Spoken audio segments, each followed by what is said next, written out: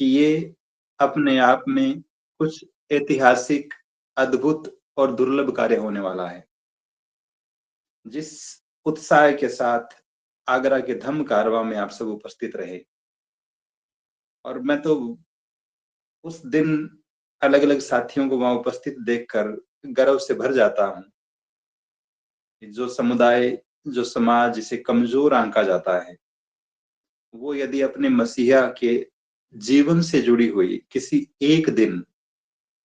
देश के अलग-अलग हिस्सों से बल्कि देश से बाहर भी आकर एकत्रित हो सकता है और जो साथी वहाँ उपस्थित थे उन्होंने महसूस किया होगा इस बात को कि उस कारवां में 5 साल के, 7 साल के बच्चे से लेकर 90 साल तक के लोग चल रहे थे। जिस उत्साह के साथ, जिस जीवटता के साथ, जिस समर्पण के साथ, जिस प्रतिबद्धता के साथ वो राजनीतिक दलों की जो भीड़ जुटाई जाती है पैसे देकर, उससे हज़ार गुना बेहतर और समर्पित थी और जिस अनुशासित ढंग से उपासक-उपासिकाएँ सड़क पर चल रहे थे, कतारबद्ध होकर, उसने भी न केवल आगरा को बल्कि पूरे देश को एक बेहतरीन संदेश देने का काम किया। तो निश्चित रूप से अद्भुत और ऐतिहासिक कार्यक्रम रहा और मैं बहुत अंतर्मन से श्रद्धेय भंते जी को तो साधुवाद ज्ञापित कर ही रहा हूँ। धम्मभूमि के हमारे तमाम जो भिक्षु-भिक्षुणियाँ हैं या फिर जो कार्यकर्ता जो पिछले कई दिनों से आगरा में डेरा डाले हुए थे, पड़ाव डाले हुए थे और लगातार तैयारियाँ कर रहे थे, उन सबको तो साधुवाद ज्ञापित कर ही रहा हूँ। लेकिन आगरा के उन आम लोगों को भी जो सड़क के किनारे खड़े होकर पुष्प वर्षा कर रहे थे, पानी भेंट कर रहे थे, फल भेंट कर रहे थे, मिठाइयाँ भेंट कर रहे थे, उन सबको भी साधुवाद ज्ञापित कर रहा हूँ और विशेष रूप से उन साथियों को भी, जो अलग-अलग हिस्सों से आए देश भर से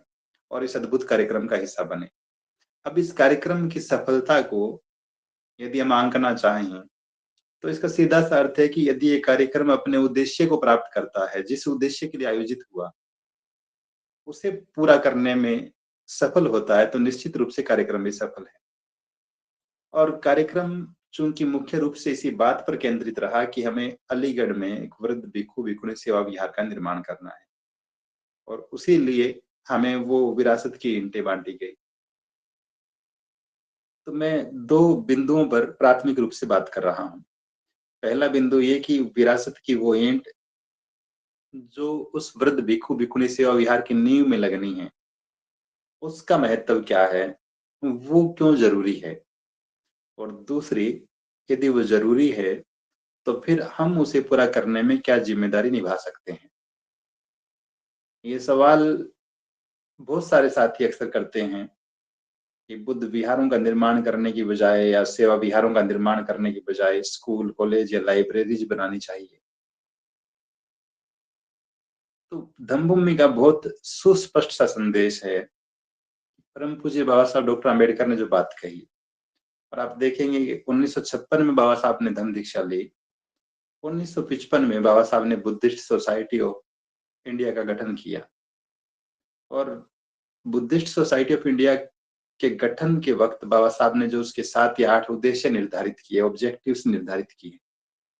उसमें एक प्राइमरी ऑब्जेक्टिव ये भी था कि देश भर में ऐसे संस्थानों की स्थापना करना, ऐसे विहारों की, स्तूपों की, पुस्तकालयों की स्थापना करना, जो बौद्ध धर्म का प्रचार-प्रसार करने का काम कर सके। इसलिए भी ज़रूरी हो जाता है कि जो व्यक्ति धर्म प्रचार के लिए, समाज की सेवा के लिए भिक्षु या भिक्षुणी बनने का निर्णय करता है, उम्र भर वो देश के अलग-अलग हिस्सों में चारिकाएँ करते हुए, देशनाएँ करते हुए धर्म प्रचार का काम करता है। हम जैसे ग्रस्त लोगों को एक तरह से उस पुरानी सड़ी-गली व्यवस्था से बाहर निकाल कर एक नया जीवन देने का काम करता है। लेकिन वही भिक्षु या भिक्षुणी जब जीवन के अंतिम दिनों में होता है, किसी बीमारी से ग्रस्त होता है या वृद्धावस्था में होता है, तो उस वक़्त उस भिक्षु या भिक्षुणी को जिन दुविधाओं का सामना करना पड़ता है, जिन समस्याओं का सामना करना पड़ता है, कि न ठीक से कोई केयर करने वाला होता है, न कोई सुरक्षित सा ठिकाना होता है। तो ऐसे में देश भर के उपासक-उपासिकों की नैतिक ज़िम्मेदारी बन जाती है कि जिस व्यक्ति ने अपने घर का त्याग किया, जिस व्यक्ति ने अपने परिवार, रिश्तेदारी का त्याग किया, जिसने अपना पूरा जीवन समर्पित कर दिया समाज को नई दिशा देने के लिए, बाबा साहब डॉक्टर अम्बेडकर के मिशन को आगे बढ़ाने के लिए, देश में बौद्ध आंदोलन को मजबूत करने के लिए। और ऐसा व्यक्ति जब जीवन के अंतिम दिनों में मुसीबतों का सामना कर रहा होता है और तब कोई सुरक्षित हाथ दिखाई न दे, कोई सुरक्षित ठिकाना दिखाई न दे, तो निश्चित रूप से व्यक्ति बहुत निराश और कुंठित होता है। और न केवल व्यक्तिगत रूप से वो व्यक्ति, वो भिक्षु या भिक्षुणी कुंठित होता है, निराश होता है, दुखी होता है, बल्कि जो दूसरे लोग देख रहे होते हैं। आज भी हम अपने आस पड़ोस में से दर्जनों लोगों को देखते हैं जिनके बारे में कुछ लोग ऐसा कहते हैं कि फला व्यक्ति उम्र भर मिशन का काम करता रहा, लेकिन जीवन के अंतिम दिनों में उसके साथ कोई भी नहीं था। और ये जो कथन है, ये जिस निराशा को भरने का काम करता है समाज के लोगों के बीच, वो दोबारा किसी को उस स्तर का समर्पण प्रकट करने की सीख नहीं देता। तो एक महत्वपूर्ण उद्देश्य तो ये है वृद्ध भिक्षु भिक्षुणी सेवा विहार की स्थापना का, उसके निर्माण का, कि देश भर में जितने भी भिक्षु या भिक्षुणियां धम्म प्रचार का काम कर रहे हैं, बाबा साहब डॉक्टर अम्बेडकर की बौद्ध में भारत की परिसंकल्पना को पूरा करने के लिए अपना जीवन समर्पित किए हुए हैं, ऐसे भिक्षु भिक्षुणियां जीवन के किसी भी मोड़ पर अपने आप को असहाय, निराश और दुखी महसूस ना करें, बल्कि जब कभी भी उन्हें इस तरह की दुविधा या संकट का सामना करना पड़े, हम बहुत तत्परता के साथ उन्हें इस सेवा विहार में आमंत्रित कर सके, उनके रहने की, खाने की, उनके आवास की, उनकी दवा की, उनके उपचार की व्यवस्था कर सके। और समाज को भी एक अच्छा संदेश जाए कि जिन लोगों ने उम्र भर धर्म के लिए काम किया, उन लोगों ने भले ही अपने परिवार का परित्याग कर दिया था, लेकिन आज धम्म भूमि का पूरा परिवार, देश भर में फैला हुआ धम्म भूमि का परिवार ऐसे भिक्षुओं और भिक्षुणियों की सेवा के लिए तत्पर खड़ा है। एक महत्वपूर्ण उद्देश्य ये है। दूसरी बात, जब भी हम धम्म की बात करते हैं, श्रद्धेय बंदे जी के माध्यम से निरंतर हम इस बात को सुनते और समझते रहे हैं कि धम्म का अर्थ ही करुणा है, मैत्री है, प्रज्ञा है। धम्म का अर्थ ही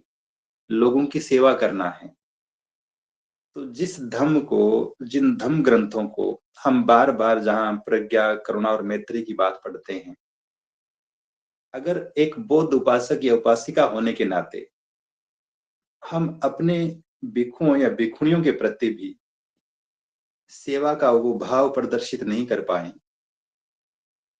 हमारी मैत्री का भाव, हमारी करुणा का भाव दम तोड़ देगा यदि हमारे समाज के लिए, हमारे लिए काम करने वाला कोई भिक्षु या भिक्षुणी जीवन के अंतिम दिनों में निराश होकर ये कहे कि मैंने बेवजह ही अपना जीवन बर्बाद किया।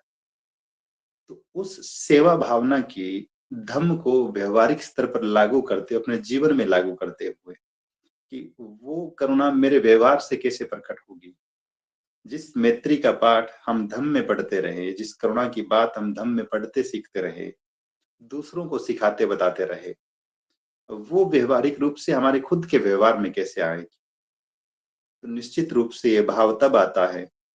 जब हम खुद अपने आप को तैयार करते हैं दूसरों की सेवा करने के लिए, जब हम अपने आप को समर्पित कर देते हैं बिना किसी स्वार्थ के उन लोगों की सेवा के लिए, उन लोगों के लिए व्यवस्था स्थापित करने में जो कई दशकों तक धम्म का काम करते रहे हैं। तो अगर धम्म को ग्रंथों से बाहर निकालकर हमें अपने व्यवहार में उतारना है, हम अब सब ने वो बुद्ध और उनका धम्म ग्रंथ में प्रसंग पढ़ा होगा, जब महाकारुणिक बुद्ध एक बीमार भिक्षु को खुद अपने हाथों से उसकी सेवा करते हैं, उसका उपचार करते हैं और कहते हैं कि जो जरूरतमंद की सेवा करता है वो मेरी सेवा करता है। तो ये प्रसंग भी, ये कथन भी इस बात को सिद्ध करता है, प्रमाणित करता है कि एक अच्छा और सच्चा बौद्ध, वो अच्छा सिर्फ इस वजह से नहीं है कि वो धम्म की बहुत सारी बातें जानता है, बल्कि उसकी अच्छाई इस बात से भी प्रकट होती है कि वो जरूरत के समय असहाय लोगों की सेवा का अवसर जब मिलता है, तब कितनी तत्परता के साथ अपने आप को प्रस्तुत करता है। तो इस लिहाज से भी देश भर के वो बौद्ध उपासक उपासिकाएं जो इस बात में भरोसा करते हैं कि धम्म जिस करुणा और मैत्री की बात करता है, हम भिक्षुओं से तो ये उम्मीद करते हैं कि भिक्षुओं के व्यवहार में करुणा और मैत्री होनी चाहिए। बार बार बहुत से उपासक उपासिकाएं इस बात पे भी चिंतन करते हैं कि फला भिक्षु या भिक्षुणी उसका व्यवहार जो है मैत्री वाला नहीं है, करुणा वाला नहीं है। लेकिन क्या हम प्रज्ञा, करुणा और मैत्री से भरे हुए हैं? धम्म की जो बात हमने सीखी अपने धम्म ग्रंथों से, अपने सम्मानित भिक्षुओं या भिक्षुणियों से, वो हमारे व्यवहार से भी प्रकट हो। और उसी का प्रकटीकरण ये है कि हम इस तरह के सेवा विहार का निर्माण करने की बात कर रहे हैं। राजस्थान में एक जिला है नागौर नाम से, जोधपुर संभाग में। तो नागौर जिले में वो लोग ऐसा दावा करते हैं कि एक विश्व स्तरीय गौशाला वहां पे है। और उस क्षेत्र में नौकरी करते हुए मैंने देखा कि उस शहर की, उस गौशाला की परिधि में 100-100 किलोमीटर दूर तक जब कभी कोई फोन करता उस गौशाला की हेल्पलाइन पर कि फला सड़क के किनारे एक बीमार गाय पड़ी हुई है, तो उनकी एम्बुलेंस आती थी 100 किलोमीटर दूर से उस गाय को रेस्क्यू करने के लिए और उसे उस गौशाला में ले जाते, वहां उसका इलाज करते, उसके चारे की समुचित व्यवस्था करते। आप जिस व्यवस्था को दिन रात कोसते हैं, आदरणीय बुद्धालंकार जी बार बार कहते हैं कि आंदोलनों में प्रतीकों का बड़ा महत्व होता है। तो एक व्यवस्था विशेष ने गाय को इतना पूज्य बना दिया, उसे इतना धार्मिक स्वरूप प्रदान कर दिया, और न केवल ये सैद्धांतिक रूप से किया बल्कि इसे ग्राउंड लेवल पर लागू करते हुए आप देखेंगे कि गांव गांव में गौशाला स्थापित हुई। तो जब वहां एक जानवर के प्रति, जिसे गाय को या वो माता के रूप में मान रहे हैं, उसके प्रति इतने सम्मान का, इतने समर्पण का भाव, उसके प्रति इतनी गहरी श्रद्धा का भाव है,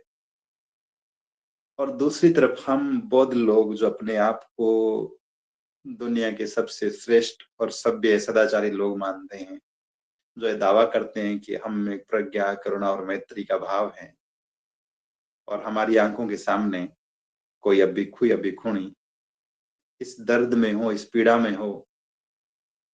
कि कोई सेवा करने वाला नहीं है, तो न केवल ये हमारे बौद्ध बनने पर प्रश्न चिन्ह है,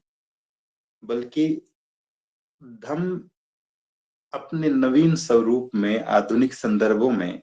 अपना महत्व खो देगा यदि बौद्ध लोग इस सेवा भावना से अपने आप को दूर कर लेंगे, इस करुणा और मैत्री के भाव से अपने आप को दूर कर लेंगे। तो धम्म को अपने व्यवहार में स्थापित करने के लिए, उसका जीवंत उदाहरण प्रस्तुत करने के लिए, और भिक्षुओं और भिक्षुणियों को ये नैतिक संबलन, साहस प्रदान करने के लिए कि ये पूरे के पूरे उपासक उपासिका संघ देश भर के विद्वान भिक्षुओं, भिक्षुणियों और धम्म प्रचारकों के साथ खड़ा है। इसलिए भी जरूरी है कि हम इस तरह के केंद्र की स्थापना करें। तीसरी बात, जब भी हम बौद्ध धर्म की बात करते हैं, बौद्ध परंपराओं की, बौद्ध प्रतीकों की बात करते हैं, आज यदि हम बहुत गर्व के साथ ये कह पा रहे हैं कि नालंदा में बौद्धों का एक सुविख्यात, विश्वविख्यात शिक्षा केंद्र था, आज यदि हम बहुत गर्व के साथ ये कह पा रहे हैं कि लुम्बिनी में या फिर सारनाथ में या फिर बोध गया में, जहां जहां बौद्ध सभ्यता के जो केंद्र मिले, जो अवशेष मिले, और जिनको देखकर आज भी संग्रहालयों में जाकर जब हम देखते हैं, उन केंद्रों पर जाकर देखते हैं, तो रोमांचित महसूस करते हैं, अपने आप को गर्व से भरा हुआ महसूस करते हैं। जिन लोगों ने इन केंद्रों का निर्माण करवाया, वो नहीं जानते थे कि आज से 2000 साल बाद, आज से 2500 साल बाद, 2026 में कोई 12, 14, 16, 20 साल का लड़का या लड़की जब किसी म्यूजियम में जाकर देखेगा बुद्धा की किसी ऐतिहासिक मूर्ति को या फिर हम जिस केंद्र का निर्माण कर रहे हैं इसके अवशेष ही बचेंगे 2000 साल बाद। लेकिन उन लोगों ने अपने समय में उस विरासत को मजबूत करने का काम किया, उसके संरक्षण करने का काम किया, उसके संवर्धन का काम किया, और उनके उसी काम की वजह से आज हम देख पा रहे हैं कि देश भर में चारों तरफ बौद्ध अवशेष बिखरे हुए नजर आते हैं। लेकिन यदि आज से 2000 साल बाद, 3000 साल बाद फिर से ऐसे हालात पैदा हो जाते हैं कि देश या फिर भारतीय जो उपमहाद्वीप है, यहाँ पर जो परिस्थितियां है वो पूरी तरह से बदल जाए और फिर से कहीं उत्खनन करना पड़े, तब क्या निकलेगा इस देश से? चारों तरफ दूसरी व्यवस्था के लोगों की उन पाषाण प्रतिमाओं के चित्र, उनके अवशेष जगह जगह, उनके धार्मिक स्थानों की आकृतियां, उनकी संरचनाएं। क्योंकि जिन लोगों ने आज से हजारों साल पहले तथागत की प्रतिमाएं बनाई, बौद्ध केंद्रों का निर्माण किया, स्तूप या विहार बनाए, वो सब तो, इस बात को आप इस उदाहरण से समझ सकते हैं कि आज जब हम घरों को देखते हैं, मेरे पड़ोस की ही बात करूं, मैं जिस घर में रहता हूं गांव में, मेरे सामने जो घर है, मैं जब 7वीं 8वीं क्लास में पढ़ रहा था, ये नया नया बना, और ये घर इतना ऊंचा था, कम से कम 5 फीट ऊंचा। और ये लोग बहुत गर्व के साथ कहते थे कि हमारा घर जो है पूरे गांव में सबसे ऊंचा है, अगर बरसात आ जाए, बाढ़ आ जाए, हमें कोई खतरा नहीं है। लेकिन मेरे 7वीं 8वीं क्लास से निकलकर आज मैं बात करूं यदि लगभग 20 साल पहले, तो इन 20 सालों में ही वो घर जो है सड़क से नीचा चला गया है। तो हम जब 20 सालों में इस अंतर को देख रहे हैं, 100 साल, 200 साल, 500 साल का अंतराल कितना व्यापक बदलाव लाता होगा, कितनी ही संरचनाएं नष्ट हो जाती होगी, मिट्टी की कितनी ही परतें चढ़ जाती होगी, और जो नीचे था वो नीचे ही दबा हुआ रह जाता है। तो जैसा श्रद्धेय बंदे जी कहते हैं,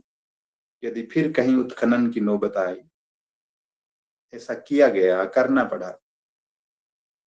तो कम से कम देश में कुछ स्थान तो ऐसे होंगे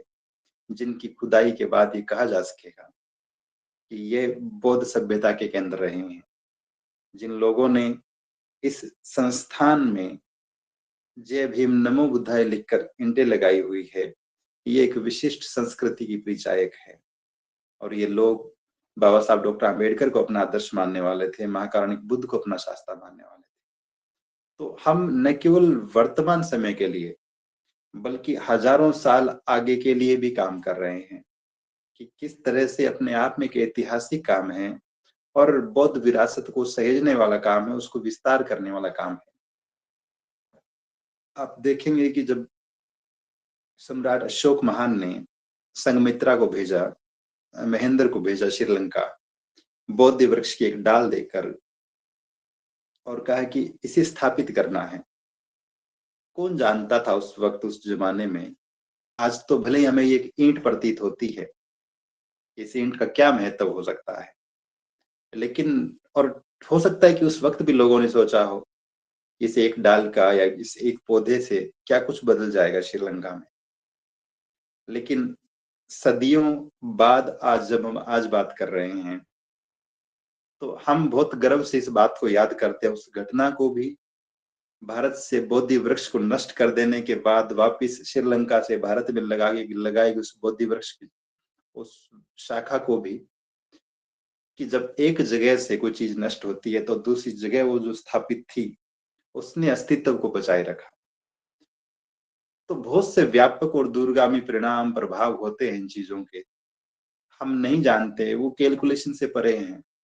और कौन सी चीज किस वक्त किस रूप में अपना प्रभाव दिखाए, हमारा कौन सा छोटा सा काम धर्म की व्यवस्था को कितने सुदृढ़ ढंग से स्थापित कर दे, आने वाली पीढ़ियों की दिशा बदल के रख दे, हम नहीं जानते। तो ऐसे में ये बौद्ध सभ्यता को स्थापित करने की दृष्टि से, उसका संरक्षण करने की दृष्टि से, उसका विस्तार करने की दृष्टि से, और दूरगामी रूप से भी इस सेवा विहार के बहुत से महत्व है। एक आखिरी बात, कि जब हम सेवा विहार बना रहे हैं, तो स्वाभाविक है कि जिस जगह पर भिक्षु और भिक्षुणियाँ रहेंगे, वो जगह धर्म प्रचार का केंद्र भी होगी, वो जगह धर्म प्रशिक्षण का केंद्र भी होगी, वो जगह ध्यान साधना का केंद्र भी होगी। और जैसा श्रद्धेय बंते जी ने कहा कि हम महाकारुणिक बुद्ध की बहुत ऊंची प्रतिमा स्थापित करेंगे, कम से कम 100 प्रतिमाएं स्थापित करने का लक्ष्य है। तो ऐसे में वो एक अद्भुत पर्यटन स्थल के रूप में भी पूरे देश को दिखाई देगा। जिस वक्त उत्तर प्रदेश में बहन जी प्रतिमाएं लगाने का काम कर रही थी, पूरे देश में शोर मचा हुआ था कि ये धन का अपव्यय हो रहा है। लेकिन आज जब हम जाते हैं उन प्रेरणा केंद्रों पर, तो कितना गर्व महसूस करते हैं, और वो एक काम अपने आप में निश्चित रूप से पर्याप्त है आने वाली कई पीढ़ियों को प्रेरणा देने के लिए। तो उस लिहाज से भी हम सब के सहयोग से ये जो सेवा विहार बनेगा, ये न केवल भिक्षुओं या भिक्षुणियों के रहने का, उनके चिकित्सकीय उपचार के लिहाज से, बल्कि उपासक उपासिकाओं के लिए कि वो धम्म को सीख सकें, वो ध्यान साधना कर सकें, वो अपने बच्चों को ले जाकर ये दिखा सके कि बौद्ध केंद्र कैसे होते हैं, भिक्षुणियों का निवास कैसा होता है। तो हम मूल रूप में जिस बौद्ध समाज की बात करते हैं, जिस बौद्ध सभ्यता की बात करते हैं, उसको स्थापित करने की दिशा में निश्चित रूप से ये मील का पत्थर होने वाला है। तो ये तमाम बातें तो इस विषय पर केंद्रित थी कि अलीगढ़ में वृद्ध भिक्षु भिक्षुणी सेवा विहार का निर्माण क्यों जरूरी। अब जब हम इस बात को गहराई से समझ लेते हैं, तो फिर दूसरा सवाल ये पैदा होता है कि इसमें हमारी भूमिका क्या हो सकती है? हम किस तरह से अपनी भूमिका का निर्वहन करें इस सेवा विहार के निर्माण में? तो पहला काम जो हम सब कर सकते हैं, वो ये कि हर बार जब हम किसी कार्यक्रम का प्रचार-प्रसार करते हैं, तो हम एक इन्विटेशन कार्ड देते हैं या फिर पोस्टर या पंपलेट भेंट करते हैं। इस बार जो है हमारे पास एक बहुत ही सुंदर सा और फिजिकल प्रेजेंस वाला जो इन्विटेशन कार्ड है, और वो है विरासत की ईंट। वो ईंट जो आगरा में हमें सौंपी गई, और जो साथी नहीं ले पाए या फिर जो उपस्थित नहीं थे, उन तक भी निकट भविष्य में पहुंचेगी। तो उस ईंट के माध्यम से, जिस पर जय भीम नमो बुद्धाय लिखा हुआ है, अभी बहुत से साथी देख चुके होंगे। मैं फिर दिखाऊं कि ये इस तरह से दिखने वाली एक ईंट है जिस पर जय भीम लिखा हुआ है। इसी तरह की एक दूसरी ईंट है जिस पर नमो बुद्धाय लिखा हुआ है। तो इसके माध्यम से हम अपने अपने क्षेत्र में या फिर जहाँ जिन जगहों पर बुद्ध विहार बने हुए हैं, धर्म के केंद्र बने हुए हैं, वहां पर भी प्राथमिक रूप से आप इनको रख लेंगे। या फिर जो साप्ताहिक वंदनाएं हम करते हैं, जहाँ 15, 20, 30, 50 लोग इकट्ठे होते हैं, वहां भी इसको हम दिखाएंगे, लोगों को बताएंगे इसके बारे में। और फिर फोटो के माध्यम से, वीडियोज के माध्यम से सोशल मीडिया पर प्रचार प्रसार करेंगे। तो ये एक बड़ा कैंपेन बन जाएगा, दूर तक लोगों तक ये संदेश जाएगा कि धम्मभूमि की टीम अलीगढ़ में एक वृद्ध भिक्षु भिक्षुणी सेवा विहार का निर्माण कर रही है, और 3 मई उसकी आधिकारिक तिथि है जिस दिन उसकी नींव रखी जानी है। महाबोधि सोसाइटी की जो सचिव हैं, श्रद्धेय भंते भिक्षु पी शिवली माथेरो, वो भी उपस्थित रहेंगे। तो एक बहुत ही गरिमापूर्ण कार्यक्रम होना है निश्चित रूप से। तो एक महत्वपूर्ण काम जो हम सबको करना है, वो है कि इस कार्यक्रम का व्यापक प्रचार प्रसार करने का काम करें, वो धरातल पर भी और सोशल मीडिया के माध्यम से भी, जिसके माध्यम से बहुत सारे लोगों तक, और हम नकार नहीं सकते इस वक्त सोशल मीडिया के महत्व को। वहां जिस तरह से चीजें वायरल होती है, लोगों तक अप्रोच होती है, और एक छोटे से गांव या शहर की घटना सूचना वो किस तरह से पूरी दुनिया में वायरल हो जाती है। तो एक महत्वपूर्ण काम तो हमें ये करना है कि हम इस विरासत की ईंट का सम्मान करते हुए इसके माध्यम से व्यापक प्रचार प्रसार करने का काम करें। दूसरी बात, चूंकि सेवा विहार का निर्माण हो रहा है, जमीन खरीदने के लिए बहुत सारे प्रबुद्ध साथियों ने सहयोग किया है। दिल्ली के कार्यक्रम में भी, जो अगस्त 2025 में संभवतः हुआ था प्यारेलाल भवन में, उसमें बहुत से प्रबुद्ध उपासक उपासिकाओं ने एक एक कमरा बनाने की घोषणाएं की। अब भी बहुत सारे साथियों ने 18 मार्च के दिन घोषणाएं की। लेकिन फिर भी ऐसे बहुत सारे साथी होंगे अलग अलग क्षेत्रों में जो आर्थिक रूप से थोड़े से समृद्ध हैं और सहयोग कर सकते हैं। हो सकता है कि वो अपनी व्यस्त दिनचर्या की वजह से कभी कार्यक्रम में न आ पाते हो, तो ऐसे लोगों को भी इनवाइट किया जा सकता है कि वे भी आएं और अपने हाथों से इस ईंट को नींव में रखकर, क्योंकि ये ईंट, मैं फिर रिपीट कर रहा हूँ, कोई सामान्य ईंट नहीं है। हम जिसे विरासत की ईंट कह रहे हैं, सही मायने में ये बौद्ध में भारत की आधारशिला है।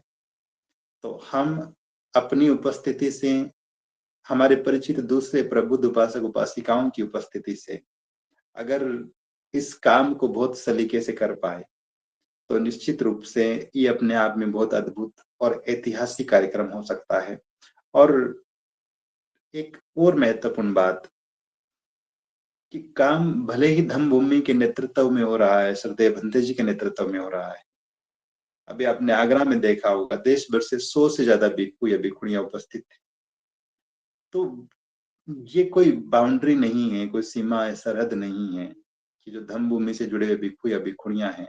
वही इस विहार में निवास करेंगे। जो जो जरूरतमंद भिक्षु या भिक्षुणियां होंगे, जिन्हें बीमारी से मुक्ति की चाह होगी, उपचार की जरूरत होगी, वो तमाम भिक्षु भिक्षुणियां उपस्थित रहेंगे। तो ऐसे में ये सिर्फ धम्मभूमि का प्रोजेक्ट नहीं, बल्कि एक व्यापक जन भागीदारी का प्रोजेक्ट है, कार्यक्रम है। और इसमें हम जितना ज्यादा नए लोगों को जोड़ पाए, जितने व्यापक स्तर पर लोगों तक इस बात को पहुंचा पाए कि हम अलीगढ़ में इस तरह के एक सेवा विहार का निर्माण कर रहे हैं, जो न केवल वर्तमान समय में बल्कि आने वाली पीढ़ियों के लिए भी बहुत दूरगामी महत्व रखता है। तो न केवल हम बल्कि वो लोग भी इस मुहिम का हिस्सा बनेंगे। एक छोटा सा उदाहरण देकर मैं अपनी बात खत्म करूं। मेरी जिस जगह पर पोस्टिंग थी, वहां हमारे धर्मभूमि के एक बहुत ही श्रद्धावान उपासक हैं, डॉक्टर निरंजन मेहरा। चूंकि वो चिकित्सा के फील्ड से जुड़े हुए हैं, तो उनकी अपनी व्यस्तताएं हैं, उनका अपना हॉस्पिटल है और वो सामान्यतः कार्यक्रमों में बाहर नहीं निकल पाते। तो धर्मभूमि के कार्यक्रमों में कहीं बाहर कभी नहीं आए। लेकिन श्रद्धेय भंते जी का 2-3 बार वहां पे जाना हुआ, उस शहर में कार्यक्रम हुए वहां पर। और न केवल वो व्यक्तिगत रूप से सहयोग करते हैं, बल्कि मैंने उनको कई बार सुना है, वो कार्यक्रम में भी 5-10 मिनट 20 मिनट के लिए आते थे। और जब उन्हें बोलने का मौका मिलता था, वो संभवतः श्रद्धेय भंते जी की सारी बातें ठीक ढंग से न सुन पाते होंगे या लेट आए होंगे किसी दिन, लेकिन तब भी वो बहुत प्राथमिकता से जोर देकर एक बात कहते थे। अब भी कहते हैं कि श्रद्धेय भंते जी ने क्या कहा मैं वो तो नहीं सुन पाया, लेकिन मैं इतना जानता हूँ कि भंते जी ने जो जो बातें कही है, जो जो बातें आपको बताई है, यदि आपने वो बातें मान ली, वो बातें अपने आचरण में उतार ली, तो आप सबका कल्याण हो जाएगा। तो इससे बहुत सारे लोग हैं जो अपनी व्यस्तताओं के चलते हो सकता है कि खुद उपस्थित हो पाने में सक्षम नहीं हो, लेकिन धम्म भूमि के प्रति, धम्म के प्रति और श्रद्धेय भंते राहुल जी के प्रति उनके मन में जो श्रद्धा का भाव है, जो सम्मान का भाव है, और वो धम्म भूमि के आंदोलन को, उसके महत्व को जितनी शिद्दत से महसूस करते हैं, वो अपने आप में अद्भुत है। तो ऐसे लोगों को आइडेंटिफाई करने का काम यदि हम करेंगे और उनके माध्यम से उन्हें इस मुहिम का हिस्सा बनाते हुए यदि हम इस 3 मई के कार्यक्रम के लिए अभी से प्रयास शुरू कर देंगे,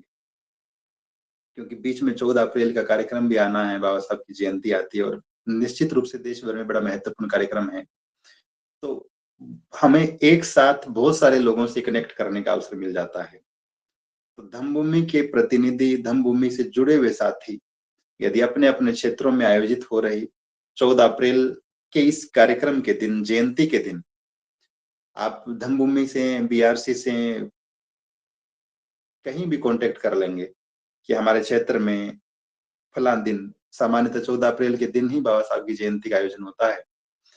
उसके आगे या पीछे भी यदि हो रहा हो कि हमें कुछ ईंटों की जरूरत है, हम आए हुए अतिथियों को या वहां आए हुए लोगों को जिनकी रुचि होगी उन्हें भेंट करना चाहते हैं, उन्हें इनवाइट करना चाहते हैं, क्योंकि अभी तो हो सकता है कि ये समस्या रही हो बहुत सारे साथियों के साथ, कोई बस से आए होंगे, कोई ट्रेन से आए होंगे। अब गाड़ी से भी आते हैं तो हम 5-7 लोग भर जाते हैं कार में। तो फिर संभव है कि बहुत ज़्यादा ईंटें अपने साथ न लेकर आ पाएँ हों। लेकिन यदि आपको आवश्यकता महसूस हो और आप सच्चे मन से चाहते हैं, तो अम्बेडकर जयंती कार्यक्रम का भरपूर फ़ायदा उठाया जा सकता है। इस विरासत की ईंट के प्रचार-प्रसार के लिए, लोगों को जोड़ने के लिए, उन्हें इनवाइट करने के लिए और हम एक साथ लाखों लोगों को इनवाइट कर लेंगे, एक साथ लाखों लोगों तक ये विचार पहुँचा देंगे कि धम्मभूमि अलीगढ़ में एक वृद्ध भिक्षु भिक्षुणी सेवा विहार का निर्माण कर रही है, जिसका उद्घाटन, जिसकी नींव 3 मई के दिन रखी जानी है। तो इस उम्मीद के साथ कि आप सभी इस सेवा विहार के महत्व को समझते हुए उस दूरदर्शी काम में धम्मभूमि के साथ कंधे से कंधा मिलाकर खड़े होंगे और इसे निश्चित रूप से एक ऐतिहासिक और प्रेरणादायक बौद्ध केंद्र के रूप में स्थापित करने में अपनी सक्रिय भूमिका का निर्वहन करेंगे। मैं अपनी बात को यहीं विराम दे रहा हूँ। उम्मीद करता हूँ कि आप सभी ने ध्यानपूर्वक सुना होगा। आप सभी को बहुत-बहुत साधुवाद। श्रद्धेय बंधु जी को सादर वंदनामि। नमो बुद्धाय।